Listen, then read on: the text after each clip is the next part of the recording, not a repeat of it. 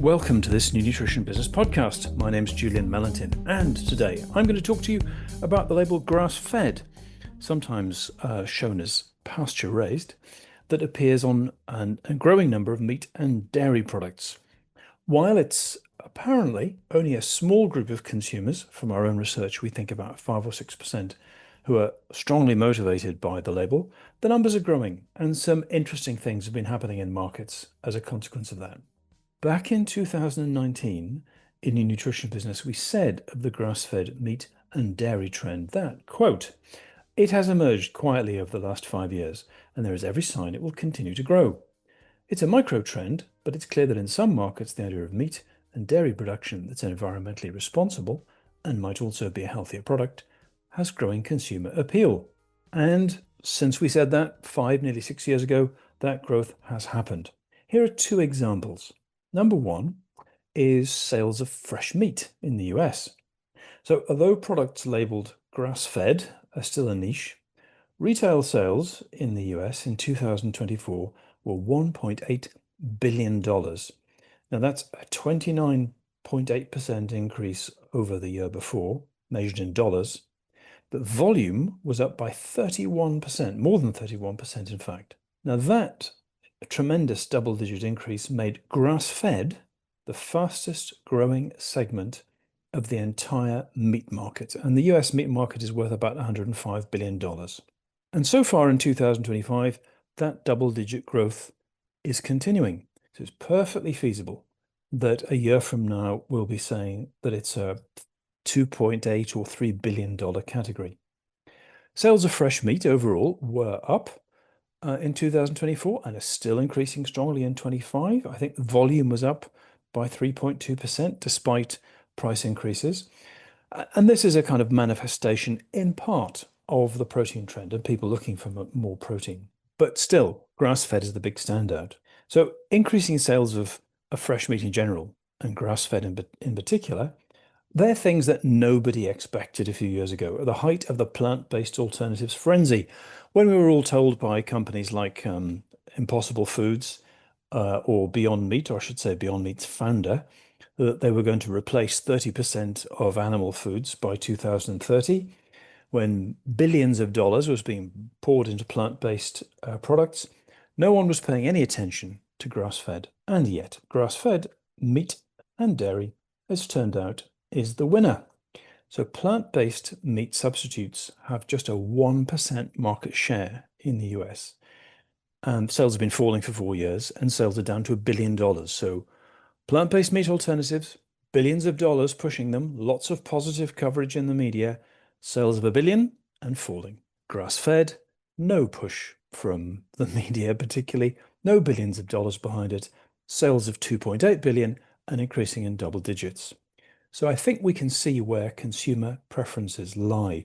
And it's just worth making that point about that contrast between the two, because so often what you read about food and the direction of food trends and what consumers believe, what you read in the media, I have to tell you, is the product of press releases, not of journalism. For those of you who are motivated, you can go and have a look on wherever you get your podcast from, Spotify or on our website. And you'll see we did a podcast back in October 2023, where we investigated how food stories get covered. And what we found, talking to lots of journalists, was the average young journalist these days has to post 5 stories a day on whatever website they're responsible for. That's 5 a day. Just by contrast, back in the 80s and 90s, journalists only had to write a couple a week. They were expected to research them. Poor young journalists don't have the time to do it anymore. They're expected to put lots of stories up to get clicks. Clicks, particularly through Facebook and Google, generates advertising revenue. And that's what they're there for, which is why so many of them leave and go off to do PR. So the gap between plant-based alternatives and grass-fed meat is getting wider. It's a reminder that you really shouldn't believe what you see and hear in mainstream media. Sorry to say, but mainstream media, and in fact a lot of the trade press, has ceased to be a reliable source of information about what's happening in the world. Example number 2, Kerrygold butter. Some of you will have seen it, beautiful golden package with the green label. It's the second biggest butter brand in the United States. And many of you will know that sales of butter in the US have been growing dramatically since about 2014 as people gradually lose their fear of fat and as they look for something simpler and more natural to cook with than margarine, for example. So Kerrygold hit sales of about $470 million in 2025. That was double what it was 5 or 6 years before that. And in 2024 alone, sales are up 15, that's 15% by volume. And that's even though it's the most expensive butter brand in the American supermarket. Now, things like Kerrygold's all-natural credentials, taste, versatility in your kitchen, and consumers' declining fear of fat have all helped propel its success. But what's also true is there's a nice label on the front of the pack that says Irish grass-fed cows, and there's a nice image of a cow grazing. So while grass-fed clearly isn't the primary motivation to purchase, it's one of them, and it's powerful. So I've said grass-fed and pasture-raised a few times now. What does that mean exactly? So cattle raised on a diet that's primarily forage, grasses, both fresh and dried, raised on a diet like that rather than on grains, are often described as being grass-fed or pasture-raised. There's a variety of technical definitions in different parts of the world that they're all quite similar, but there are some differences that reflect the local climate, local conditions. So it's just worth looking at a couple of those so we understand what grass-fed might mean. In New Zealand, for example, milk that's labeled grass-fed has to meet the requirements of the New Zealand grass-fed standard. This requires that dairy animals have a diet comprised of at least 90% grass-fed feed types, and they're on this sort of diet, and they're on pasture outside for 340 days of the year, which is a lot. In fact, data from Fonterra, which is New Zealand's huge dairy producer that sells all over the world, shows that its farmers' cows are on average 96% grass-fed and spend over 350 days on pasture. That's impressive. This, of course, is an advantage New Zealand has because of its climate. The animals can spend more time outside. They're less likely to freeze to death as they would be in parts of Northern Europe. That means that dairy and indeed meat from New Zealand is probably the most grass-fed you could possibly buy. In Ireland, by contrast, where the weather is rather different, and Ireland is known for its pleasing soft rains, they have something called the Board Beer grass-fed standard, and Board Beer is the food industry organization. If you haven't had anything to do with them, I recommend it. They're really good at what they do and very impressive. And this standard requires dairy herds to have a diet that's 95% grass and grass-based forage and graze in open pastures for an average of 240 days in a year. So only herds that meet this threshold can bear the standard. So it makes a ton of sense for cattle in Ireland to be out only 240 days because there's a thing called winter, but at least when they're inside, they're still eating grass. Now, these are great things to do, the certifications, but the consumer unfortunately has low or no awareness of them. The only definition that matters to most people is the one that's in their own minds. And that basically for grass-fed means better for the cows, better for the environment, and better for me. So those are the three pillars of popularity for grass-fed. And that is how the majority of people see grass-fed. Interestingly, in the United States, if you look at search terms that people use in Google when they want to talk about, or when they want to investigate food and sustainability, grass-fed is the most used search term. And it's been like that for probably 9 or 10 years. So its sustainability credentials and the interest in it as a sustainable food choice is higher than any other term you can think of, like farm to fork, regenerative ag, B Corp. All of those things are completely dwarfed by the level of interest in grass-fed. So let's start with those three things in people's minds. So better for the planet. If people are interested in understanding something about livestock and the planet, everyone has access on their phone to more information than ever before in the whole of human history on that subject and any others. So people can go and search and they can find all sorts of information. And yes, people have heard that cattle produce methane, and in terms of climate, there's some negatives associated with that. But what they can also discover is that there's nuances to it. They can find that the argument against cattle, that they contribute to climate change by emitting methane, is a bit more complex.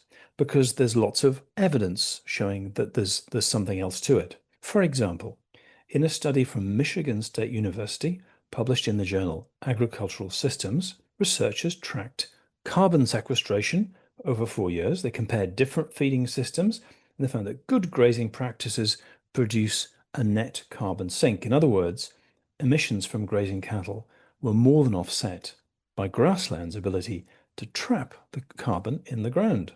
So people are not going out and reading the Journal of Agricultural Systems, but they're searching. And if you search in social media, you can find people who, in an accessible way, communicate this sort of information. They can also discover that grass-fed animals can turn forage into food by using land that isn't suitable for other crops. So you often see from the plant-based movement and the vegan movement that land is wasted having animals on it. Sadly, what those people are revealing is they don't really know much about land and pasture because they don't seem to grasp that most land that is used for pasture cannot be used to grow anything else. If I look out of the window where I am now, I can see a hillside covered in cattle, and it's so steep, I think it'd be very unlikely that you would be able to grow broccoli or leeks or anything else on that without doing yourself an injury and ending up with crops that were massively expensive and only producing tiny things that would be unsuitable for the supermarkets. So people can search on the internet, they can find different points of view, and then they engage with the one that most aligns with their own kind of intuitive feelings. Number two, better for the animal. Well, it is easy for people to see it this way. If an animal is living on its natural diet and it's in the open air where cattle are supposed to be, that means healthier and happier cattle. People like the idea that while an animal is alive and it's producing dairy or heading towards being a beef animal, it's having the best life it can, living its best life, to quote Oprah Winfrey. Number three, better for me. Let's be honest, for humans, this really is the most important one.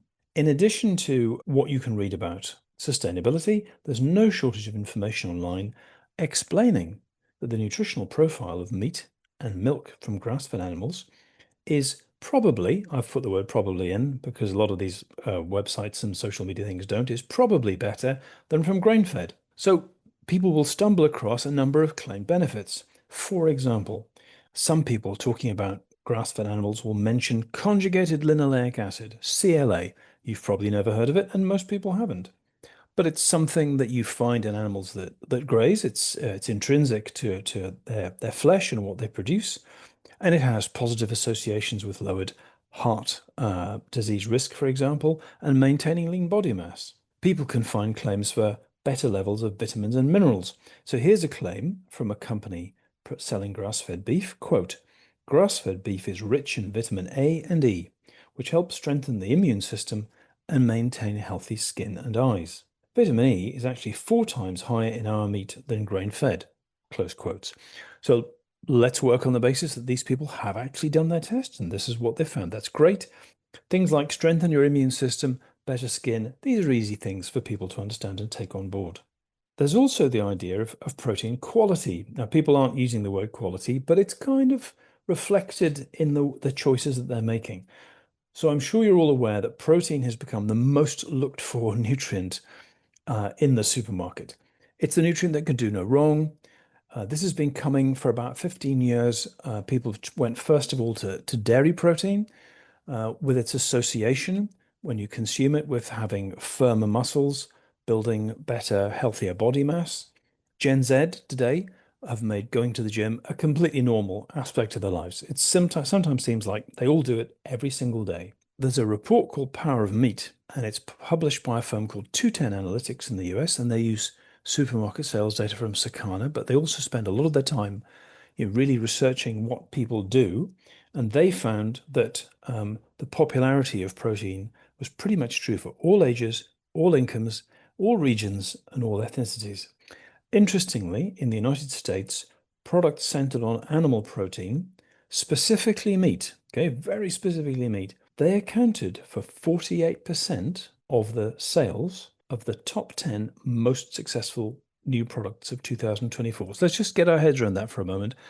Of the top 10 most successful new products launched in America in 2024, measured in dollars, 48% of the sales were from meat products, 3 meat products to be precise. That gives you an idea of the level of engagement people have got with the benefits of protein, animal protein specifically. Interestingly, probably connected to that statistic, is the fact that 74% of Americans say red meat and poultry belong in a healthy, balanced lifestyle. That's an increase of about 10 percentage points from 5 years ago. And that they also say meat is an overall healthy choice that provides fuel and essential nutrients. Only 6% disagreed. You find similar kinds of profiles, not quite at such a high level, but similar in lots of other countries. In our survey that we did recently, where we looked at consumption of meat and dairy in 5 countries, that's US, Australia, UK, Brazil, and Spain, we found that 19% of the people we surveyed said they were increasing their consumption of meat. Now, when we asked the same question a year ago, it was 9%. So this is not a new trend. It's not being created by Joe Rogan. It's something that's been emerging since before 2020. It's particularly true among younger consumers. So they are rejecting the meat reducing habits of older age groups. They're more positive about meat.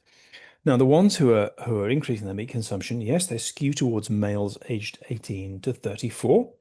They want protein for fitness and strength. And also, they've stopped believing in a lot of the messages about red meat being harmful. And that is because they can go and find perfectly good influencers, medical doctors, nutrition scientists, who tell them that the link between red meat and cardiovascular disease or the red meat and cancer was based on weak, low quality observational studies, which I regret to say is indeed the case. But these are not all guys. So what we found this year is the number of younger women who are consuming more red meat had increased. There, 40% of those increasing their meat consumption are women in the same age group, and they do it for reasons of hormonal health, having more iron, more B vitamins, as well as the benefits of protein.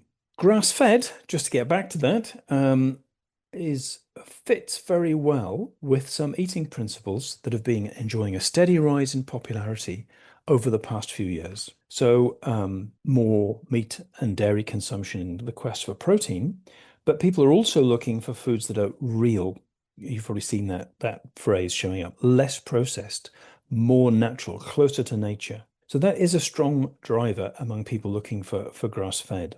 And a small but growing number of consumers are starting to think more about the quality and the provenance of the protein they choose. So grass-fed signifies quality for many people.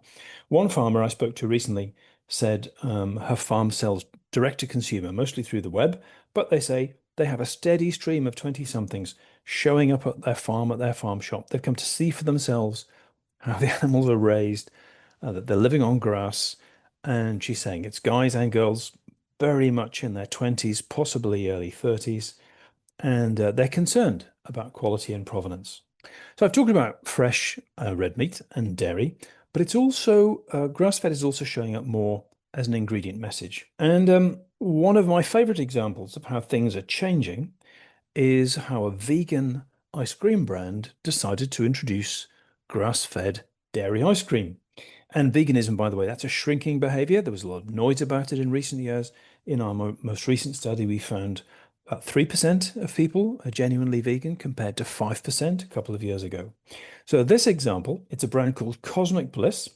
It was a vegan ice cream brand, and sales of vegan ice cream brands have not been great. They're actually declining in the US and many other countries. So what they decided to do was to add a full dairy line with grass-fed as the core proposition.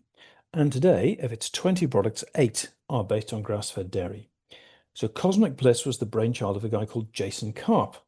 Now, he was the founder, or one of the co-founders, of a business called Hu Kitchen. That's H-U. If you haven't come across them before, it's a really interesting story. It was one of the most successful entrepreneurial startups of the last decade.